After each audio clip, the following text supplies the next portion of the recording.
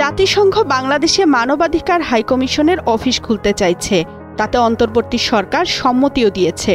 কিন্তু বিভিন্ন দল তাতে নারাজ। ইসলামপন্থী দলের পাশাপাশি ঘোর আপত্তি রয়েছে বামপন্থী নানা দলেরও। বিএনপির একাধিক শীর্ষ নেতা বিষয়টিকে ইতিবাচকভাবে দেখলেও দল থেকে আনুষ্ঠানিক কোনো বক্তব্য দেওয়া হচ্ছে না। প্রাথমিকভাবে ৩ বছরের জন্য এ কার্যালয় স্থাপন করা হবে। এ বিষয়ে নীতিগতভাবে অনুমোদন দিয়েছে উপদেষ্টা পরিষদ। ২৯ জুন এমন তথ্য জানান আইন উপদেষ্টা ডক্টর আসিফ নজরুল। কেন হেফাজত ইসলামের এ বিষয়ে ঘোর আপত্তি? তাদের যুক্তি, ঢাকায় জাতিসংঘের অফিস খুললে সমকামিতার মতো বিতর্কিত বিষয় উৎসাহ পাবে, খ্রিস্টানদের প্রভাব বেড়ে যাবে।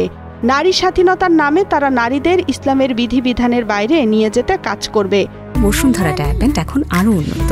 এই হট এয়ার থ্রো টপশিট দ্রুত শোষণ করে সোনামণিকে দেয় কোমল অনুভূতি। দলটি আরও বলছে, অতীতে বিভিন্ন দেশে এ ধরনের সংস্থা মানবাধিকারের নামে ইসলামী শরিয়া, পারিবারিক আইন ও ধর্মীয় মূল্যবোধে হস্তক্ষেপের অপচেষ্টা চালিয়েছে।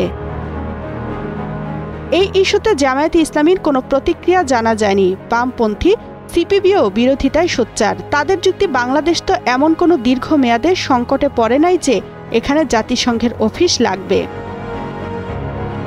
বিএনপির স্থায়ী কমিটির সদস্য আমির খসরু মাহমুদ চৌধুরী এমন সিদ্ধান্তকে ইতিবাচকভাবেই দেখছেন। বলেন, ধর্মীয় স্বাধীনতার জন্য তো মানবাধিকার দরকার।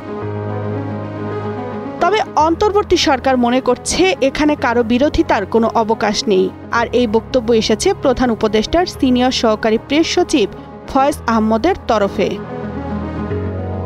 তামান্না তাহসিন খান, কালের কণ্ঠ।